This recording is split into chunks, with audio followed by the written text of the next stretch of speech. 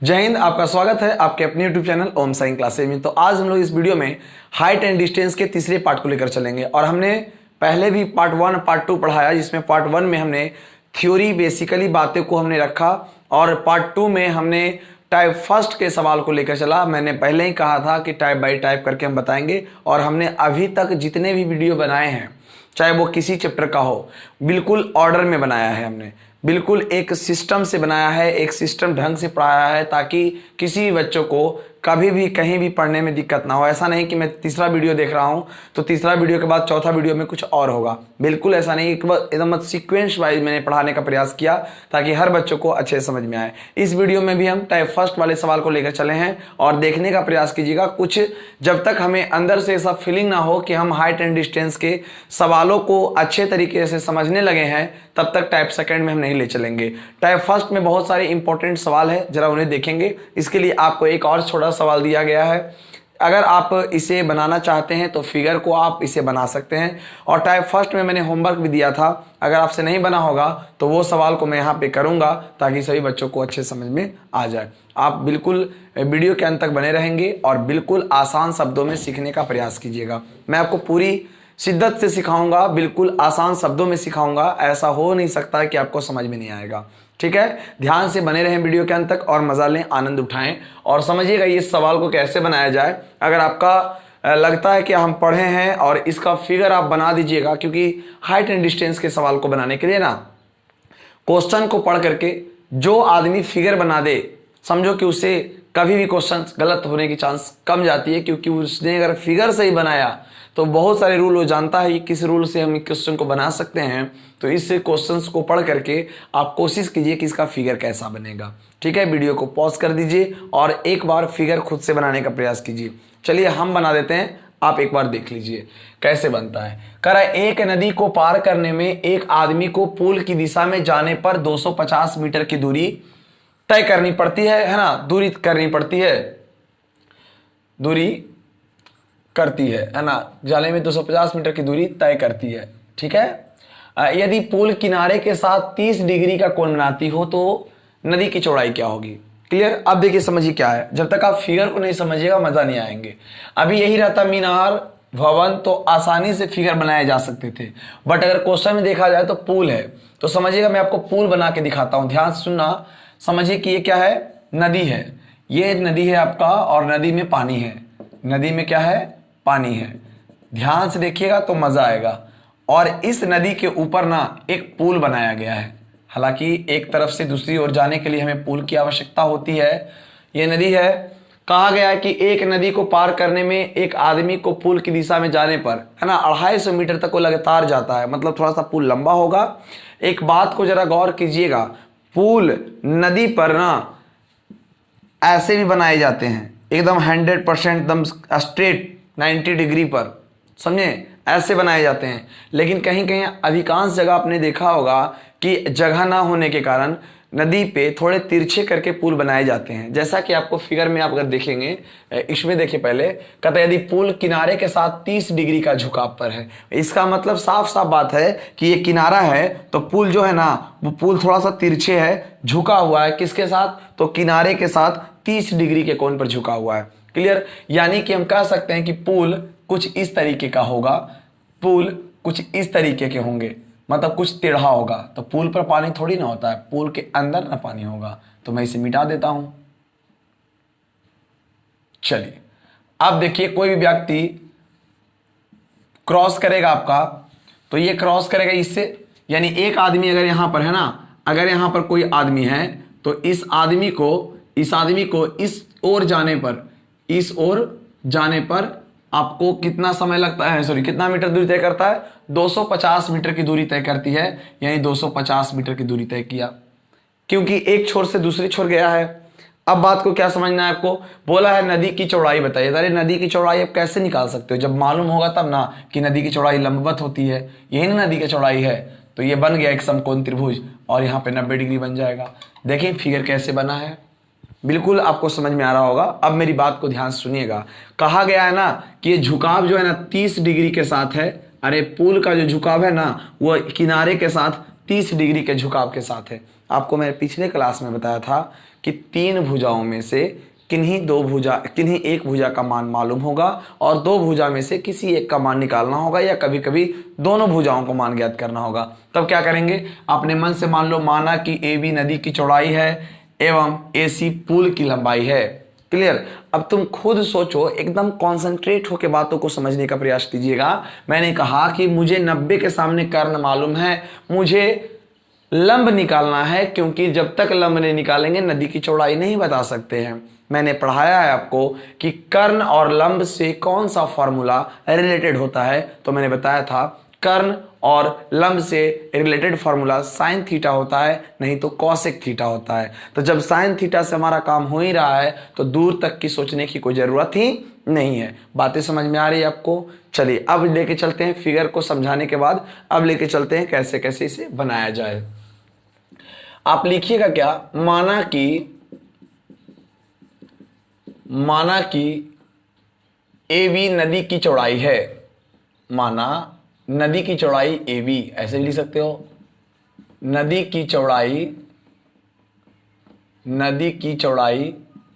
AB है एवं AC पुल की लंबाई है, AC पुल की लंबाई है। अब AC पुल की लंबाई है, जिसमें हम कह सकते हैं कि AC का मान जो है ना वो हो जाएगा 250 मीटर। ठीक है। अब कहता है कि पुल का जो झुकाव है किनारे के साथ 30 डिग्री है, यानी हम आपको बोल सकते हैं डायरेक्ट वे में कि पुल का झुकाव सीधे बोल सकता हूं, उतना क्यों लिखना, पुल का झुकाव थीटा बराबर आप बोल सकते हो 30 डिग्री। क्लियर। मुझे क्या निकालना है, मुझे निकालना नदी की चौड़ाई, यही है नदी की चौड़ाई। आप देख रहे होंगे कि नदी है तो ही बीच का दूरी को चौड़ाई कहते हैं, यानी कि नदी की चौड़ाई आपसे पूछा गया है और नदी की चौड़ाई हमारा है AB और AB बराबर 1।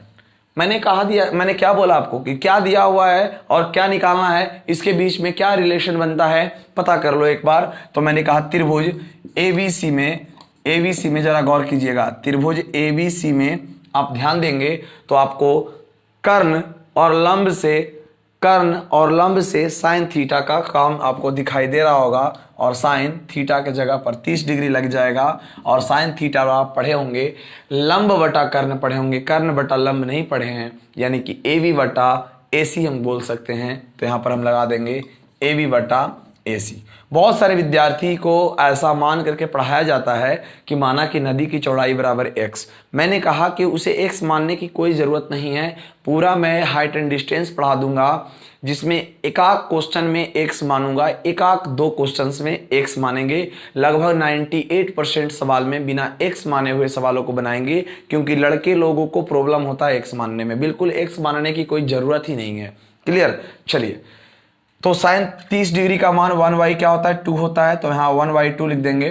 AB का मान क्या हो जाएगा हमारा, AB का मान हमें पता नहीं है तो बस AB रख देंगे, और AC का मान हमें पता है 250। अगर आप थोड़ा सा कैलकुलेशन नहीं जानते हैं तो इसे क्रॉस मल्टीप्लिकेशन करके बना सकते हो, या अगर जानते होंगे थोड़ा सा तो ये कट जाता है, तो 125 बार में ये कट जाएंगे, तो क्रॉस मल्टीप्लिकेशन होगा तो AB बराबर हो जाएगा 125 मीटर, और ये ही हो जाएगी नदी की चौड़ाई। तो आप बोलोगे अतः नदी की चौड़ाई जो आपकी होगी AB बराबर आपका हो जाएगा AB बराबर 125 metre. 125 metre is the right answer. उम्मीद करता हूं कि आपको यह बातें हमारी अच्छे तरीके से समझ में आई होगी। अगर नहीं आया है तो जल्दी से जाइए, पहले पार्ट 1 को फिर से रिवाइज कीजिए, आप पार्ट 2 को फिर से पहले रिवाइज कीजिए, फिर आपको बातें समझ में आएगी। हालांकि आप नए भी होंगे हमारे चैनल पे तो भी आपको बहुत अच्छा समझ में आता होगा।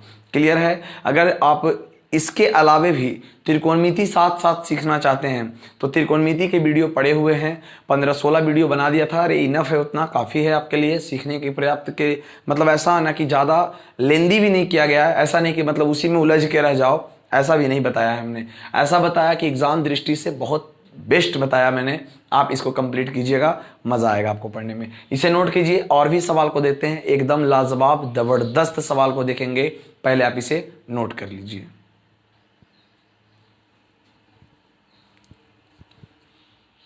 देखिए इस सवाल को बनाइएगा, बहुत जबरदस्त सवाल है। कहता 1.5 मीटर एक प्रेक्षक एक चिमनी से 28.5 मीटर की दूरी पर है, उसकी आंखों से चिमनी के शिखर का उन्नयन कोण 45 डिग्री है, तो चिमनी की ऊंचाई क्या होगी, बताना है सवाल को। क्योंकि यह सवाल ना पहले से अगर आप देखेंगे 2014 में भी पूछा हुआ है, इससे बाद भी पूछा एग्जाम में। हालांकि मैं आपको एग्जाम दृष्टि से भी नहीं बता रहा हूं, अभी आपको नॉलेज दृष्टि से बता रहा हूं कि क्वेश्चंस को कैसे समझा जा सकता है, वो भी बेहतर तरीकों से।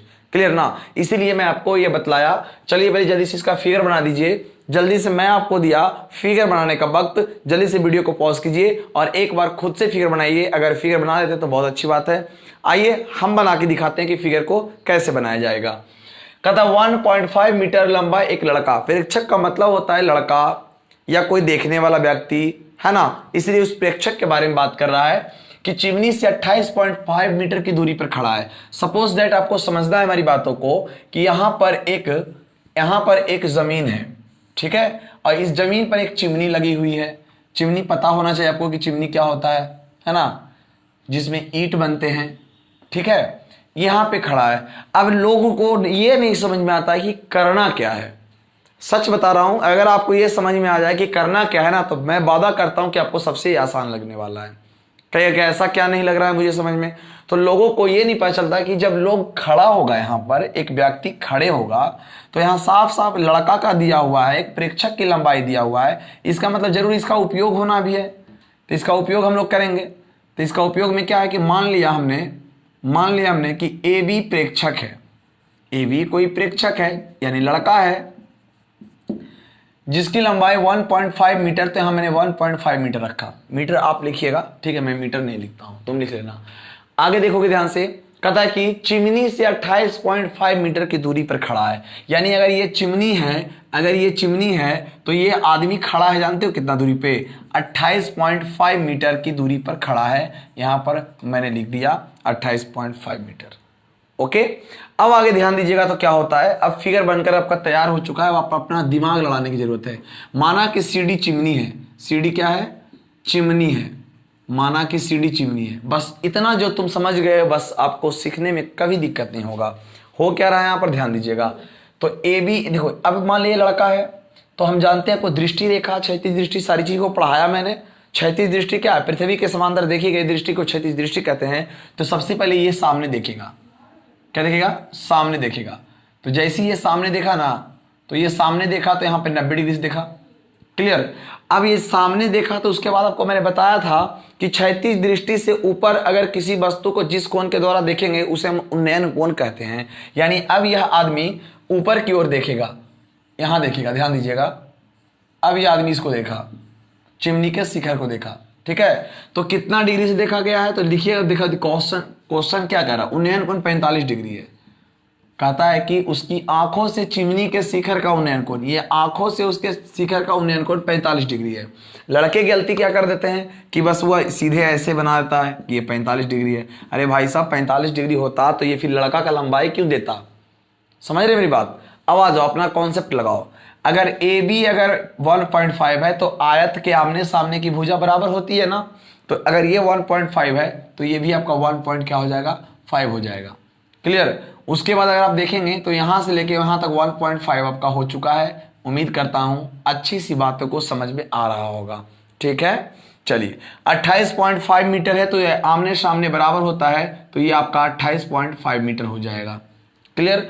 अब बातों को समझना है कि अब हम क्या करें। देखिए, तो ए, इसको नाम दे दीजिए ई, ठीक है। ए सी ई ए में या ए ई सी में अगर गौर से देखा जाए तो ये समकोण बन रहा है कि नहीं बन रहा है? अरे ए ई सी समकोण बन रहा है ना।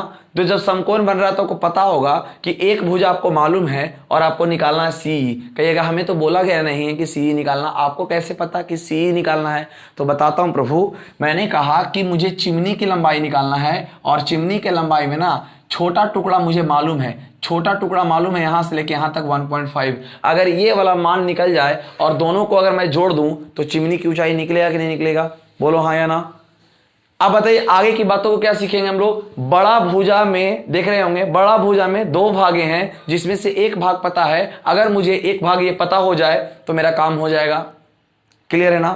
तो अब देखिए यहां पर समझने का प्रयास करेंगे। अब क्या करूंगा, जैसे पहले करता था वैसे ही काम करेंगे, लेकिन जो मैं क्रिया किया ना थोड़ा सा लिख देता हूं। चलिए अब आ जाओ, जो फिगर को समझाया मैं इतना मेहनत करके, अगर आप इसको सही से सीखे हैं तो आप बिल्कुल सही पढ़ रहे हो। अगर इस पर आप समय नहीं दोगे तो फिर आप रट रहे हो, और रटने से कभी सफलता नहीं मिलेगी आपको। ध्यान देना एक बार, मैंने कहा माना कि ए बी एक प्रेक्षक है जो 1.5 मीटर लंबा है एवं सीडी चिमनी है, ठीक है। और इसमें आप बोल सकते हो कि चिमनी का उन्नयन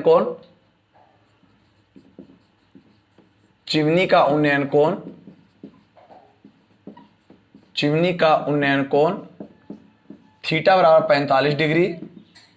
आपको दिया हुआ है चिमनी से लड़के के बीच की दूरी, चिमनी से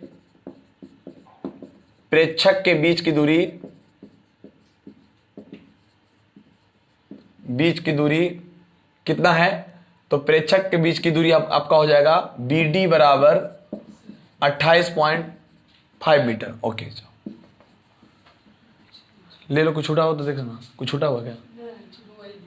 ठीक, देखिए चिमनी से प्रेक्षक के बीच की दूरी BD बराबर 28.5 मीटर हो जाएगा हमारा।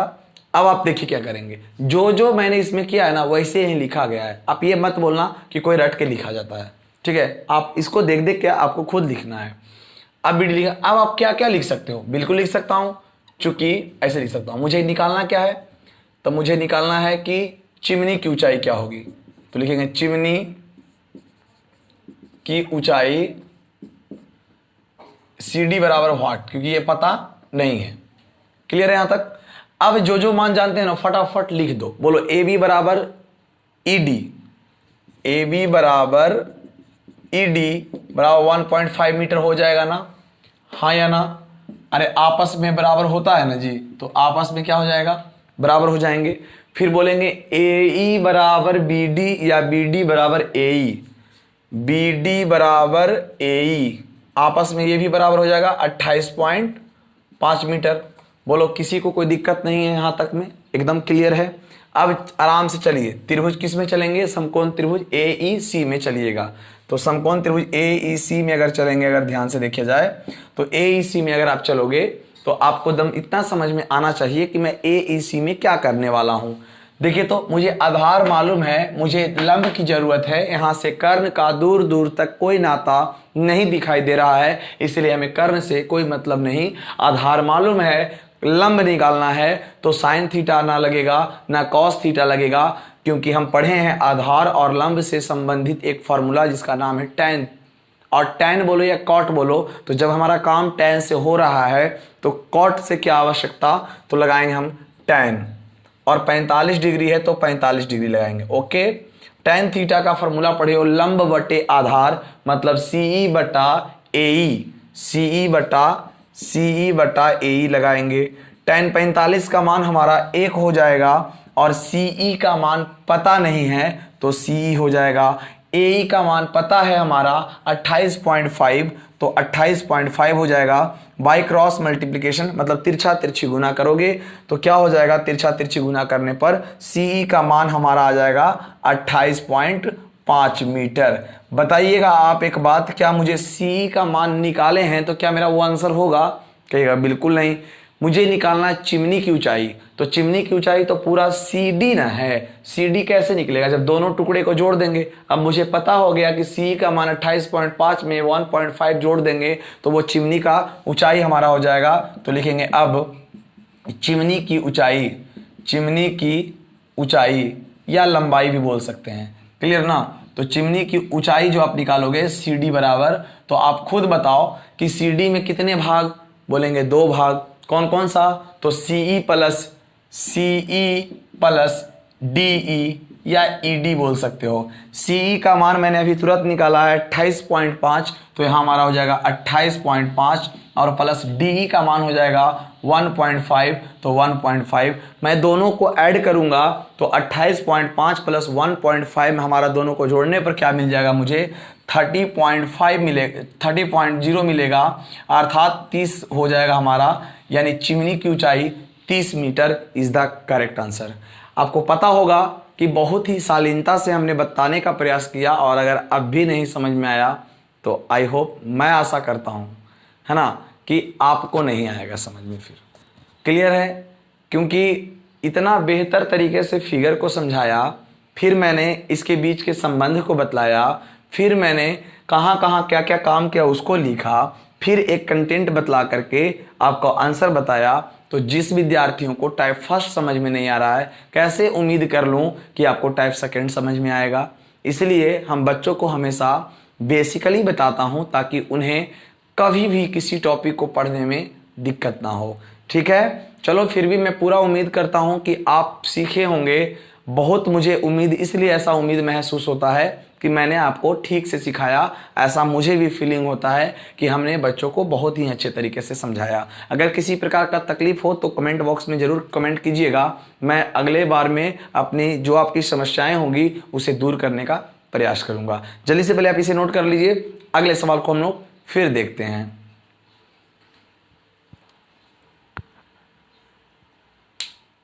देखिए इस सवाल को बिल्कुल आसान तरीकों से एक बार मैं पढ़ देता हूं, उसके बाद इसके सारे कंटेंट को बतलाऊंगा, फिर मजा आएगा आपको। देखिए, कह रहा है कि एक ठेकेदार बच्चों को खेलने के लिए पार्क में एक फिसलन पट्टी लगाना चाहता है। ठीक है ना, यानी जो 3 मीटर ऊंचाई पर हो और जो भूमि के साथ 60 डिग्री का कोण बनाती हो, तो फिसलन पट्टी की लंबाई क्या होगी। यही सवाल सरकारी किताब के एनसीईआरटी बुक के 9.1 में आपको दूसरा नंबर सवाल मिल जाएगा, आपको यही फिसलन पट्टी वाला। लेकिन उसमें पता है क्या है, उसमें 3 वर्ष, उसमें बच्चा के लिए अलग है और 5 साल से ऊपर वाले बच्चों के लिए अलग है। माने बच्चा के लिए एक अलग प्रकार का फिसलन पट्टी बनाना चाहती है और बड़े वाले के लिए एक अलग प्रकार का फिसलन पट्टी बनाना चाहती है। कभी भी एग्जाम में ना दोनों कभी कंबाइन करके नहीं आएगा, इसलिए उसे छाट करके निकाला हूं मैं कि एक ही केस बताऊंगा, क्योंकि अगर आपको वैसे क्वेश्चंस को बनाना हो तो एक लिखते हैं केस फर्स्ट, एक को लिखते हैं केस सेकेंड, यानी 5 वर्ष से कम उम्र के बच्चों के लिए और 5 वर्ष से अधिक उम्र के बच्चों के लिए। जो कम उम्र का बच्चा होगा उसके लिए स्लोप यानी ढुलाव, जिसको ढाल कहते हैं, ढाल कम होना चाहिए, जबकि बड़े जो होते हैं उसके लिए ढाल बहुत ज़्यादा हो तो वह बर्दाश्त कर लेता है, वह अपने क्षमता के अनुसार उसे रोक सकता है। लेकिन बच्चा को अगर ज़्यादा ढाल दे दिया जाए तो ससरेगा कम, लोंघड़ाएगा ज़्यादा, आप समझ रहे होंगे। ठीक है ना, तो इसीलिए इसमें एक छोटा सा टॉपिक उसी से निकाल करके लाया मैंने, और एग्जाम में अगर कभी आ भी सके तो यही सब टॉपिक में आपको आएंगे। दरअसल मैं फिर कहना चाहूँगा कि मैं एग्जाम की दृष्टि से नहीं, पहले समझाने और बतलाने की दृष्टि से पढ़ा रहा हूँ। क्या एग्जाम में आता है नहीं आता है वो आप क्वेश्चन बैंक से मिला लेना, आप देखना कि मैं जो बतला रहा हूँ वो है मतलब पूरा होगा कि नहीं और आपसे क्वेश्चन बनेगा कि नहीं। अभी इतना आसानी से सफलता नहीं मिलने वाला, आप वीडियो के अंत तक रोज बनेंगे। जितना भी वीडियो मैं अपलोड करूंगा उसे बिल्कुल शालीनता से आप पढ़ेंगे और पढ़ाई को जारी रखेंगे। क्लियर है, जब हाइट एंड डिस्टेंस समाप्त हो जाए उसके बाद मिला के देख लेना क्वेश्चन बैंक से। मैं जो आपको तरीका दे दूंगा वो तरीका से क्वेश्चन सारा हिल के रह जाएगा। बिल्कुल देखिए ध्यान से, ऐसे क्वेश्चन कैसे हिलाएंगे आप, देखिए बहुत लगेगा कि अजीब सा सवाल है, बिल्कुल आसान सा लिया हुआ है। कहता है एक ठेकेदार बच्चों को खेलने के लिए एक फिसलन पट्टी लगाना चाहता है और वह फिसलन पट्टी एक कंडीशन बतलाया कि जिसकी ऊंचाई 3 मीटर ही होनी चाहिए, हम ऐसा लगाएंगे। क्लियर ना, और कितना डिग्री पर झुका हो, 60 डिग्री पर झुका हो। तो आपको पता होगा कि 60 डिग्री पर झुकता है, इसका मतलब ज्यादा खड़ा है। एक चीज जान लीजिए, ये अगर घर है ना तो जैसे जैसे इसके करीब आएंगे कोण का मान बढ़ते जाएगा। कैसे, देखिए ध्यान से, दूर से देखेंगे तो आप देखिए, अगर मान दूर से देखेंगे तो थोड़ा सा नजर को कम करना पड़ता है, लेकिन जैसे और नजदीक जाके अगर देखते हैं तो और ऊंचा करना पड़ता है। तो जो सिर को जब ऊपर करते हैं ना तो एंगल की मान क्या होती है, बढ़ती है। यानी याद रखना कि कभी भी लंबवत के नजदीक आएंगे कोण का मान बढ़ेगा और जब भी लंबवत के दूर जाएंगे तो कोण का मान क्या होगा, घटेगा। एक बहुत बड़ा ज्ञान दे देता हूं मैं कि मेरे पास दो लाइनें हैं, जल्दी से बताइए, एक यहाँ एक यहाँ, दोनों में मेरे पास एक 30 डिग्री का कोण है और एक 60 डिग्री कोण है। जल्दी बता दो कि कहाँ पे बनेगा, 30 कहाँ पे बैठेगा, 60। तो दिमाग आपका काम कर गया होगा कि जो नज़दीक में रहेगा वो 60 हो जाएगा और जो दूर हो जाएगा वो 30 हो जाएगा। बोलो क्लियर हुआ कि नहीं हुआ, है ना। तो चलिए इस कॉन्सेप्ट पर आगे हम लोग काम करेंगे, लेकिन मैं जानकारी आपको दिया, बहुत आपको काम आएगा। चलिए तो पहले एक आराम से फिसलन पट्टी बना लेना चाहता हूँ, जैसे आपको मर्जी बना लीजिए, सीढ़ी बनाने की जरूरत नहीं है, चढ़ेगा कोई से, ये वाला बनाने की जरूरत नहीं है। फिसलन पट्टी ये होता है, पता है आपको। चलिए बहुत बढ़िया, ये सब डिजाइन बनाने की आपको जरूरत नहीं है कि सर ऐसे चढ़ेगा कैसे भाई, अरे चढ़ेगा कैसे, ऐसे ही फान जाएगा। देखिए इधर मैं मिटा देता हूँ, इससे हमको कोई मतलब नहीं है एढ़ी सीढ़ी से। चलिए देखिए ये हमारा हो गया। तो माना कि ए बी फिसलन पट्टी की ऊंचाई है और ए सी फिसलन पट्टी है, जिसमें कहा है कि ऊंचाई 3 मीटर है और दोनों फिसलन पट्टी भूमि के साथ 60 डिग्री का कोण बनाती है। तो बताइए फिसलन पट्टी की लंबाई क्या होगी। अरे अभी ना पढ़े हो, लंब दिया हुआ है, कर्ण निकालना है, लंब और कर्ण से साइन थीटा आंसर, इतना ही पढ़ना है बस। और आपको नहीं समझ में आता है और कहते हो कि बहुत टफ होता है। समझाना एक अलग कला है, समझना उससे बड़ी कला है, इस बात को आप हमेशा ध्यान रखेंगे। चलिए मैंने कहा माना कि एसी क्या है, माना कि एसी फिसलन पट्टी है, फिसलन पट्टी है एवं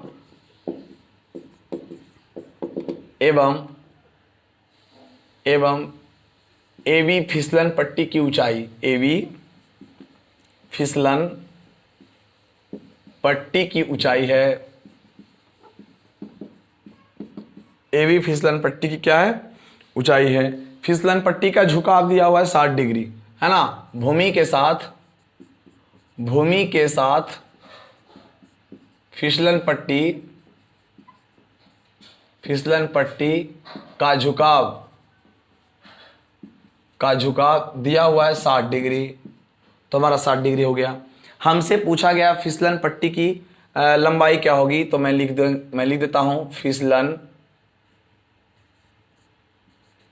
फिसलन पट्टी की लंबाई AC बराबर व्हाट। ओके, अब आगे बात करेंगे, थोड़ा सा गौर कीजिएगा, मजा आएगा आपको।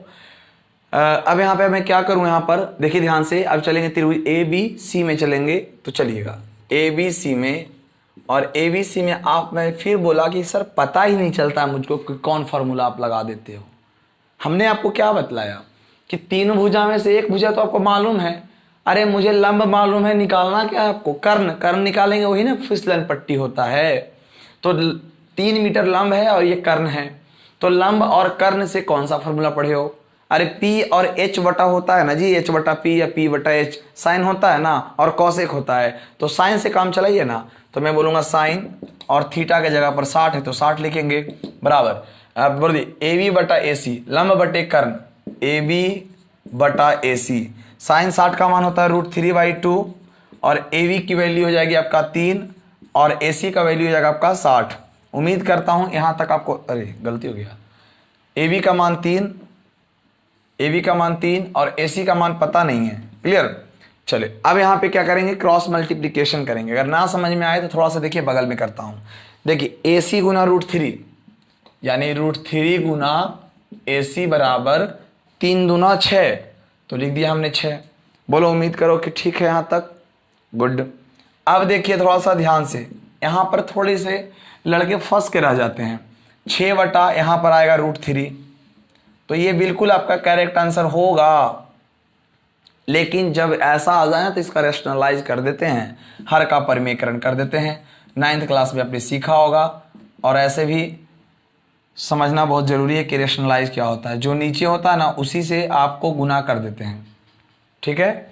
तो आपका आ जाएगा यहाँ AC का मान आ जाएगा, AC का मान आ जाएगा 6√3 बटा √3 गुना √3, तो सिर्फ 3 होता है। बोलो क्यों, क्योंकि रूट का अंदर 3 3 9 और 9 का वर्गमूल 3 होता है, इसलिए 3 हो जाएगा, और 3 दूना 6 कट जाएगा, तो AC का जो मान हो जाएगा 2 रूट क्या हो जाएगा, 3 हो जाएंगे, ठीक है। अतः आप लिख सकते हैं फिसलन पट्टी की ऊंचाई लंबाई 2√3 मीटर। आप लिखिएगा यहाँ पे, अतः फिसलन पट्टी की लंबाई बराबर 2√3 मीटर। देखिए मैं यहाँ से शॉर्टली यहाँ पे सॉल्व कर सकता था। मैं एक बार आपको बतला देता हूँ नॉलेज पर्पज से। कहोगे सर आप इतना लॉन्ग क्यों कर दिए, इससे तो आसान मैं जानता था, आपसे तो आसान हम जानते थे, है ना। बहुत सारे विद्यार्थी सोचते हैं ऐसा कि आपसे बेहतर जानते हैं। बिल्कुल आप हमसे बेहतर जान सकते हैं, लेकिन एक बार मैं बतला देता हूँ कि वैसे विद्यार्थी भी हमसे पढ़ रहे हैं जो बिल्कुल थोड़े कमज़ोर हैं, इसलिए सभी को मुझे लेकर चलना पड़ता है, नहीं तो मैं और भी फास्ट बता सकता था। ओके ठीक है, समझिए। यहाँ देखिए √3 है, 2 बराबर 3 को हम लिख सकते हैं √3 बटा AC। बोलो √3 से √3 खत्म, तो AC का मान क्या हो जाएगा 2√3। बताइए, तो हम ये नहीं कर सकते थे क्या? कर सकते थे ना, बट मैंने नहीं किया ताकि बच्चों को कभी भी दिक्कत ना हो। लड़का को लगेगा कि 3 को कैसे सर लिख दिए √3 लिखा जाता है दोस्त, √5 गुने √5 तो सिर्फ 5। तो क्या हम 5 को √5 गुने √5 नहीं लिख सकते हैं? बिल्कुल लिख सकते हैं। उम्मीद करता हूं कि ये वाली बातें आपको अच्छे से समझ में आया होगा। आज हम अपने थ्योरी के अनुसार मैंने टाइप फर्स्ट को बतलाने का प्रयास किया। उम्मीद करता हूं कि सभी बच्चों को टाइप फर्स्ट समझ में आया। तो टाइप फर्स्ट होता क्या है? तो होता यही है कि हर बार एक ही त्रिभुज में चले हैं। क्या पता किए हो आप? तो यही मैंने पता किया कि लंब मालूम रहेगा, कर्ण निकालेंगे तो लंब और कर्ण से क्या फार्मूला बनता है वो फार्मूला आपको पता होना चाहिए। ये जब तक, ये आपका पीछा कभी नहीं छोड़ने वाला है। ये जब तक आपको हाइट एंड डिस्टेंस में पूरी ना बता दूं तब तक ये आपका काम होते रहेगा ऐसे ही। और बिल्कुल इसी पेशेंस पर आपको क्वेश्चन को बनाना है, इसी कॉन्सेप्ट पर मैंने सारे क्वेश्चन को दूंगा, चाहे वो टाइप फर्स्ट का हो या फिर टाइप थर्ड का हो। टाइप थर्ड मैं लास्ट में बताऊंगा क्योंकि उसमें कुछ अलग प्रकार के क्वेश्चन हैं जिसमें ऑब्जेक्टिव टाइप्स क्वेश्चन होंगे जो एग्जाम में आजकल पूछने लगा है जोर शोर से। क्लियर ना? तो हम लोग अगले वीडियो में मिलेंगे। तो अगले वीडियो में हमने टाइप 2 का शुरुआत करूंगा और टाइप 2 को बताऊंगा कि कैसे एग्जाम में आता है। लगभग विश्वास करिए 80% चांस है कि टाइप 2 ही एग्जाम में आएंगे, ये मेरा वादा है। आप इसे नोट कर लो कहीं पे कि टाइप 2 ही का ही सवाल एग्जाम में आने वाले हैं। तो आप कहोगे कि इतना टाइप फर्स्ट में मेरा टाइम क्यों बर्बाद किए? तो ये टाइम बर्बाद नहीं था, ये एक तपस्या था, और जिसने बढ़िया से तपस्या किया उसे फल की प्राप्ति हो गई होगी, और इसका पता चलेगा टाइप 2 में। अब टाइप 2 में जब हम लोग पढ़ेंगे तो आपको लगेगा कि अरे सही बात बोला गया था, तपस्या हमने तो जरूर किया था, फल भी हमको मिल गया, किसी को तो पता भी नहीं चला। क्लियर? तो आज के लिए बस वीडियो में यहीं तक बनेंगे, और जो भी विद्यार्थी हमसे नए जुड़े हैं और उनको कहेंगे कि आप हमारे बहुत सारे वीडियो पढ़े हुए हैं, वहाँ से आप सीक्वेंस वाइज वीडियो बनाए गए हैं, वहाँ से आप अच्छे से अध्ययन को कर सकते हैं। और अपने दोस्तों के पास वीडियो को शेयर कीजिए ताकि वो भी इस वीडियो से लाभ उठा सके, क्योंकि शिक्षा बांटने से शिक्षा घटता नहीं बल्कि कई गुना और बढ़ जाता है। ओके ठीक है, तो चलते हैं। आज के लिए बस इतना ही, मिलेंगे नेक्स्ट वीडियो में। जय हिंद।